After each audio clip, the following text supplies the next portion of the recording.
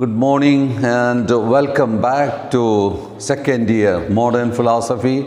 We are still with Leibniz, and the introductory part we have already seen, and then we came to his problem of reconciling different groups of thinking or warring groups, namely how to reconcile Christianity with Protestantism, and then science and religion.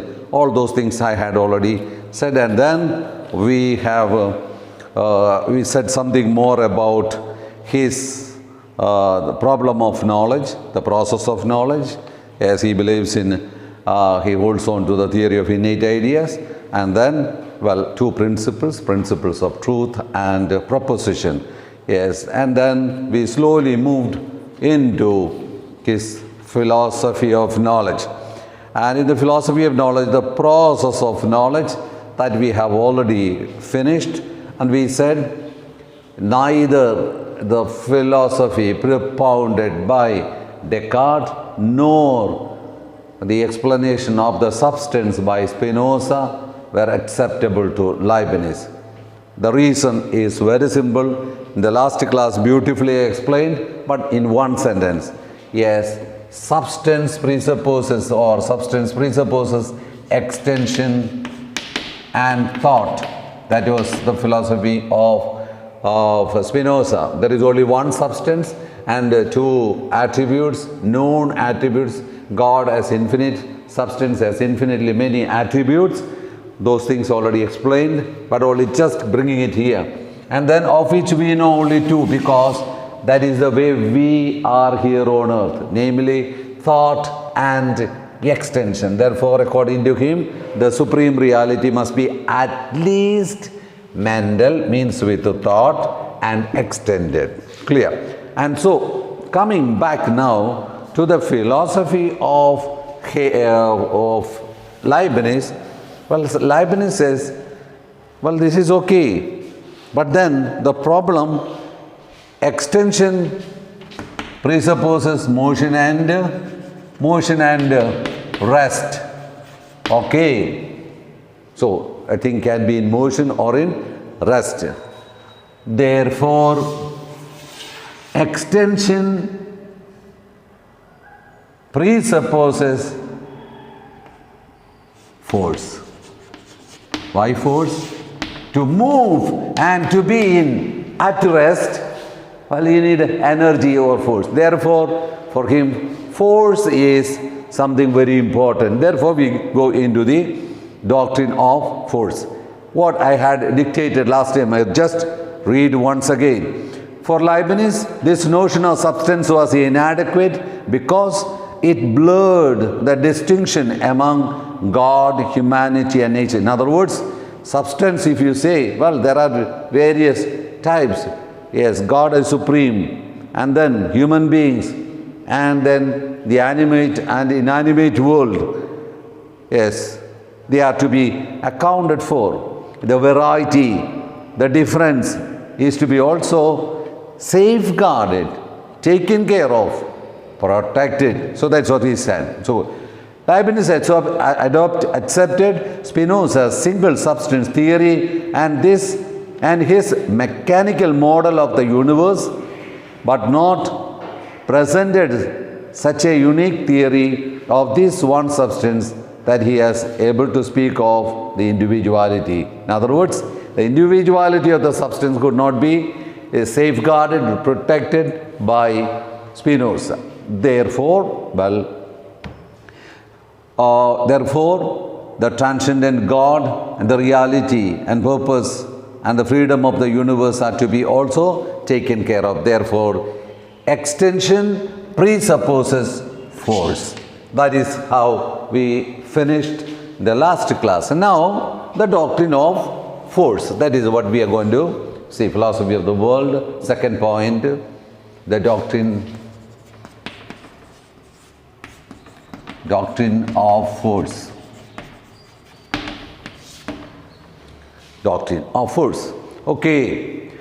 The fundamental assumption upon which you can underline or write down, the fundamental assumption upon which both Descartes and Spinoza had built their theory of substance, namely that extension implies actual size and shape. So Leibniz is challenging that position. Clear? That is, okay. Bodies come to rest and bodies begin to move. Motion and rest are something very important. When we dealt with Spinoza, we saw it clear. And then also, God has infinite motion and rest, and then there is a particular mode and rest for the particular realities. Therefore, yes, he is very clear about it. Bodies come to rest and bodies begin to move. Motion seems to be lost and gained. That is his position, Leibniz position. There must be something that persists when motion ceases, a ground of motion. So in other words, while the extended reality is in motion and rest. So reality is in motion and rest. Even at rest, there should be something in the extended reality to make the move. Therefore, he would say extension, not extension, force is the basic thing. Because there is force in you or energy in you, you are able to move. Because you have energy within yourself, you are at rest. After the rest, at rest means motionless. Yes, when you want to move further, well, you need something within you, and that is what is called the force. In other words, extension presupposes more force according to Leibniz. So, bodies come to rest and bodies begin to move. Motion seems to be lost and gained. Therefore, he would say, there must be something that persists, means, yes, continue to exist. That's the thing. Continue to exist while in motion as well as in rest. That is what is called the force. Okay. There must be something that persists when something ceases. A ground of motion. Put a colon. This is force. All right. Consequently, according to Leibniz, force and not extension is the essential attribute of body. So that is a slight difference, and that difference is to be noted in Leibniz. Compared to Descartes and Spinoza, well, here a new notion, a new understanding is brought in. Extension presupposes force. Therefore, force is something very important for Leibniz. And we are going to slowly, step by step, bring in the salient features of this doctrine of force. So, it is introduced. Consequently, force and not extension is the essential attribute of body. For Descartes and Spinoza, well, substance, the attributes, extension is something very important, but for Leibniz it is not extension but force. Force is presupposed even in extension. That is to be noted, and that is the only difference between those two philosophers and Leibniz. Okay, and then hence the law of conservation of motion must give way to the law of conservation of force of energy. So that is the point. So the law of conservation of motion gives way to the law of the conservation of energy. Force ceases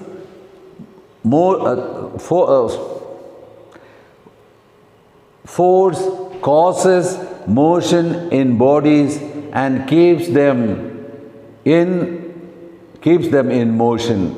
Therefore, we go with the idea of force, and idea of force is something, or doctrine of force. Later we will see he calls this force as monad. Therefore, sometimes for the university they asked essay question, explain the monadology of, the philosophy of Leibniz, or what is a monad, characteristics of monads, kinds of monads, whatever be, that is, we are entering into the heart of that point. Therefore, the doctrine of monads, doctrine of force, gives way to the doctrine of monad. First we need to say how the so-called name monad came, how they are formed, then characteristics of monads, and then kinds of monads. These are the very important sections. So in other words, how monad is formed. Okay. Second point, characteristics.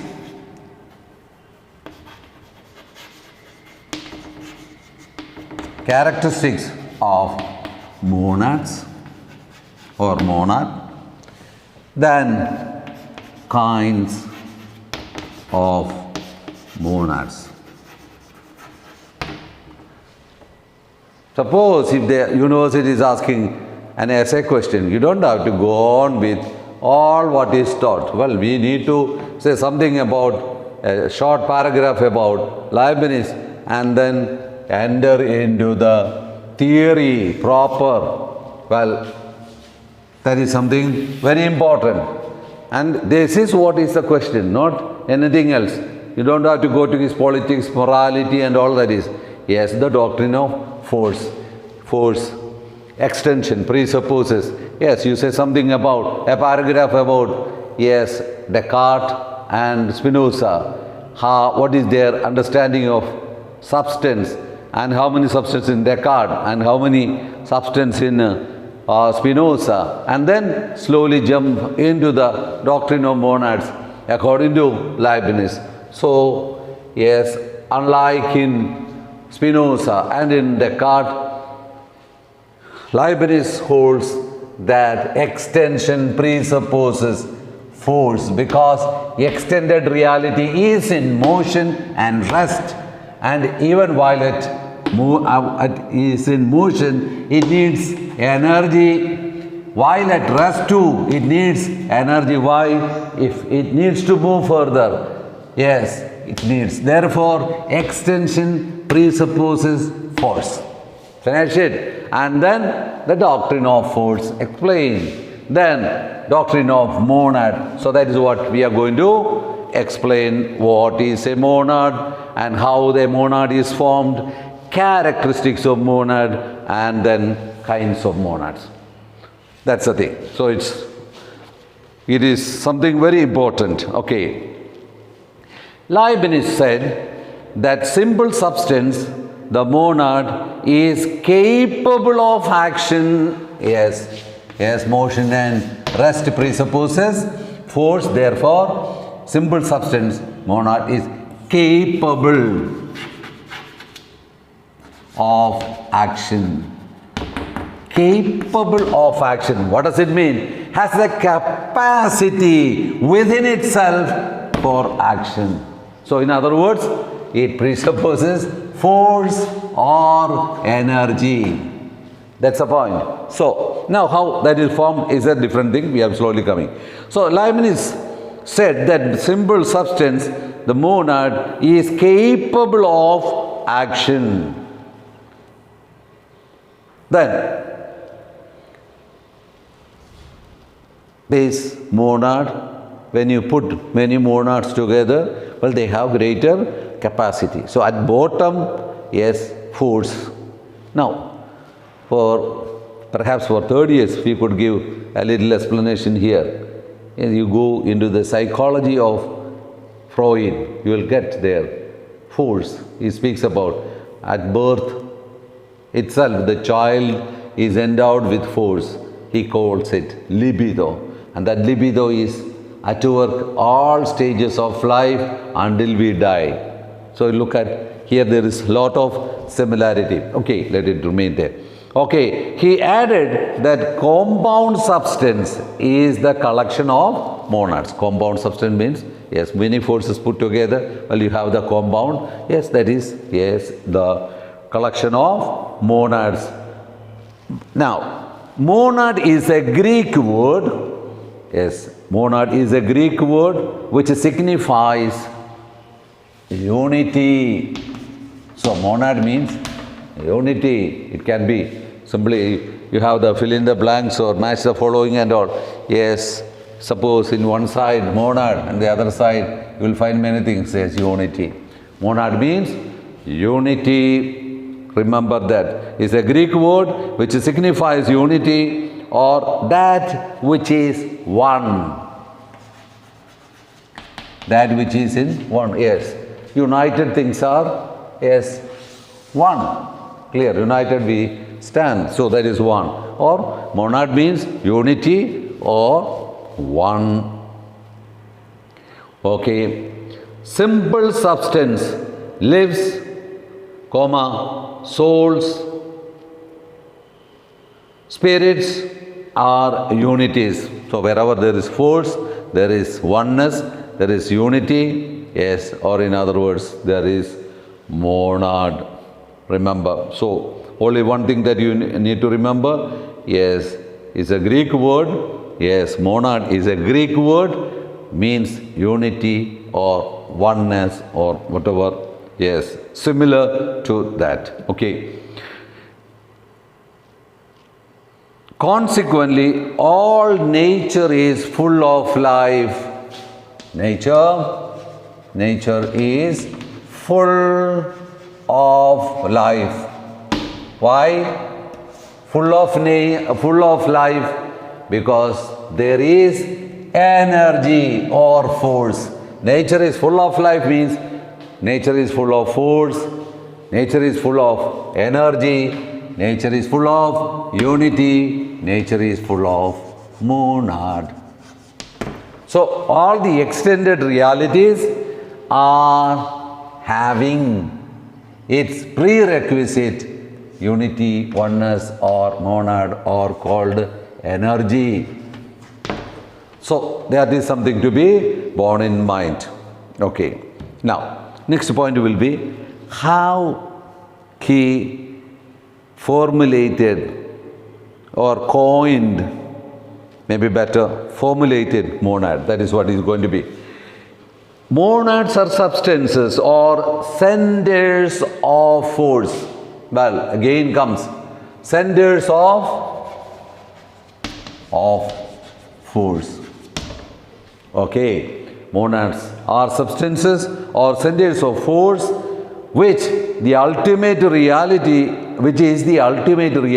of the universe. So in other words, the universe is composed of or consists of monads or centers of force or unity or oneness of force.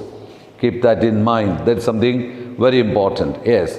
All right. Now, Leibniz synthesized the reality of the physical atom. Yes. Now, how monad is formed. That's what we are going to say. Yes. He has formulated monad with the help of, yes, the physical atom.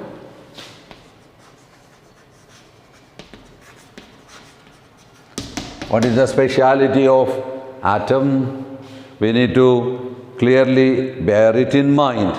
Yes. Atoms are the lowest unit, that is in physics. Lowest unit which is real Yeah, atoms are the real, but you remember what it is? What is the speciality of atom?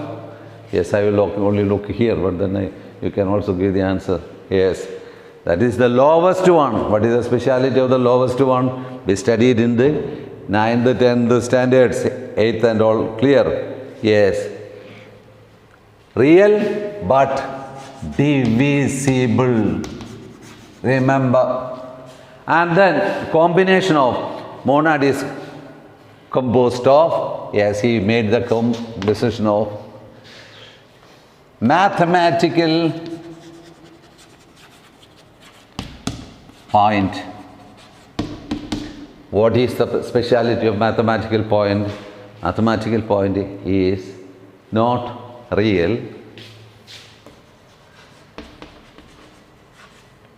but indivisible. That's the point. So, Leibniz had synthesized the reality of the physical atom is the lowest unit, which is real but divisible. On the other hand, in mathematics, a mathematical point is indivisible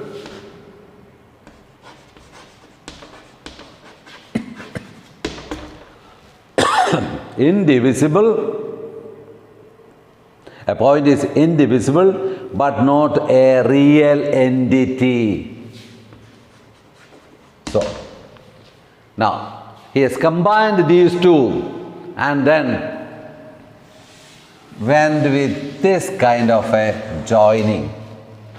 So for him, monad is at the base of everything. It is real but indivisible. So, reality of atom and indivisibility of mathematical point joined together, he formed monad. So, that's why we said monad is a force of center, then that is unity, oneness and etc. So, how it is formed? Yes, physical atom, real but divisible, and then mathematical point, not real entity but indivisible. So, the indivisibility of mathematical point and the reality of atom is combined, and then thus he formed. Okay. And then neither the atom nor the point can be substances because a substance must be both real and indivisible. Monads are simple force. Now, slowly we enter into the heart of the problem. Clear? Or of the idea, namely monads are, if you want, when you are talking about monads, the first sentence that you can say is monads are simple force. Monads are simple force. Yes. real but not indivisible, or more real but not indivisible. Okay. Neither the atom nor the point can be the substance because a substance must be both real and indivisible. So, monads are simple force. They are the ultimate reality of the universe. Monads are the ultimate reality of the world. Ultimate reality of the world. So, two specialities have already come, namely monads are the simple force, and then they are the ultimate reality of the world. Ultimate reality means, yes, even an extended thing exists precisely because there is force in it or energy in it. Okay, they cannot be composed of extended parts. They cannot be composed of extended parts, and so they cannot be decomposed. Cannot be decomposed. What does it mean? Yes, the energy doesn't get lost. Energy is conserved. Yes, in the extended reality, well, there is, yes, if this hand is moving this direction, yes, the eyes are, see, precisely because there is energy in it. All right. They are indestructible and immortal. Indestructible.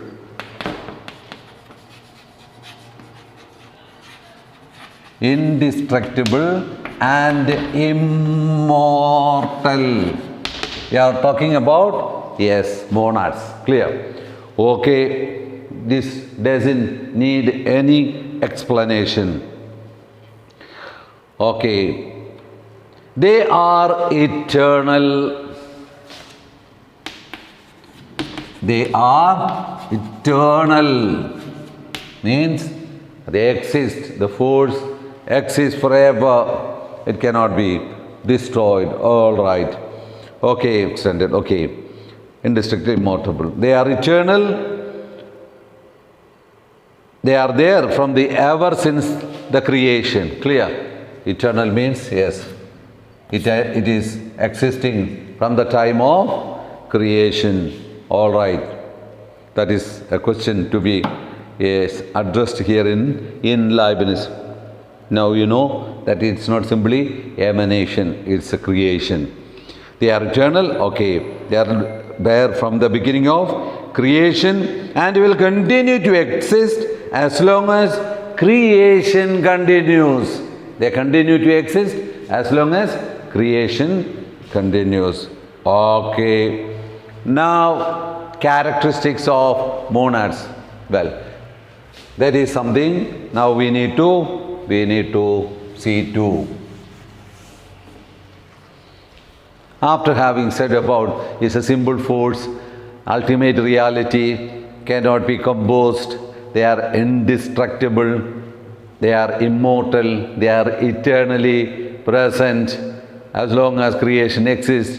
Well, almost all the qualities have been mentioned there. But then we say monads are independent.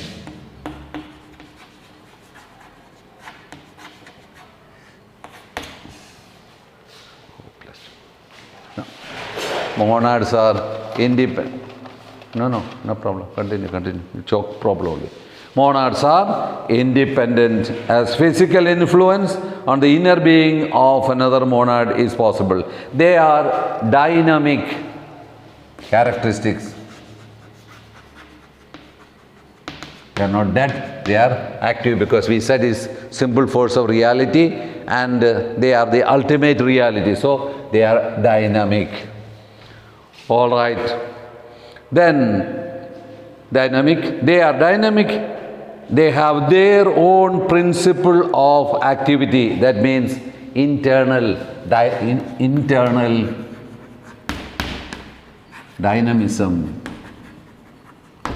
They have their internal dynamism and they go on moving. That's the thing. Okay. Nothing can enter or leave the monad. Nothing can enter or leave monad. So, another characteristic will be they are windowless. Yes, nothing can enter in, nothing can get out, but they are self-composed energy. Okay, so they are windowless.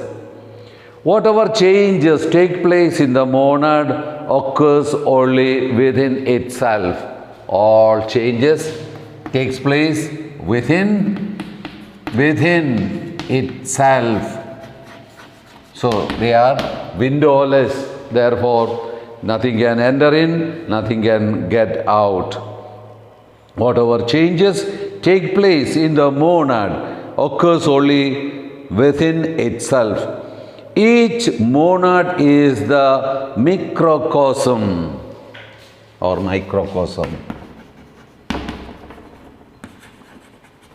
Means, yes, all what it needs is already within itself and it represents the entire universe. That's the thing.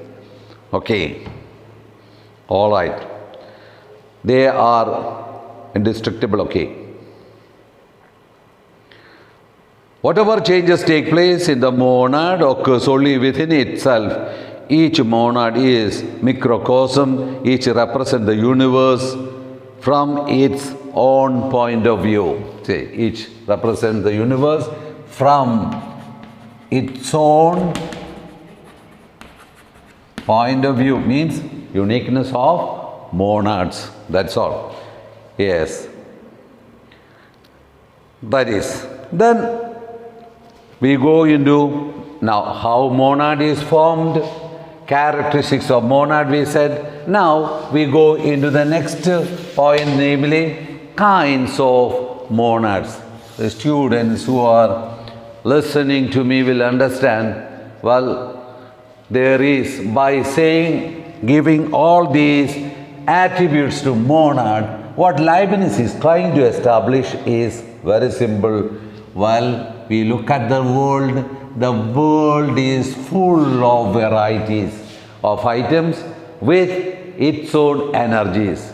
So in other words, that which was not possible in Spinoza is made possible in Leibniz. In other words, for Spinoza, everything is an emanation from one substance. Here, well, keeping safe or safeguarding the variety, vitality and variety, well, Leibniz is forming his philosophical stand. Okay. Leibniz speaks of monads. Perception differs in clearness and distinction in different monads. Okay. Just as the human mind itself reveals perception in different degrees of clarity. So, in other words, there are different types of monads. Now, we are going to the characteristics or the different monads. Well, at bottom, there are bare or naked monads. Bare or naked monads. So that is the first type, bare or naked monads. Well, very clear that the nature is composed of this kind of monads. Well, there is less of consciousness in them and all that is what is going to be the explanation.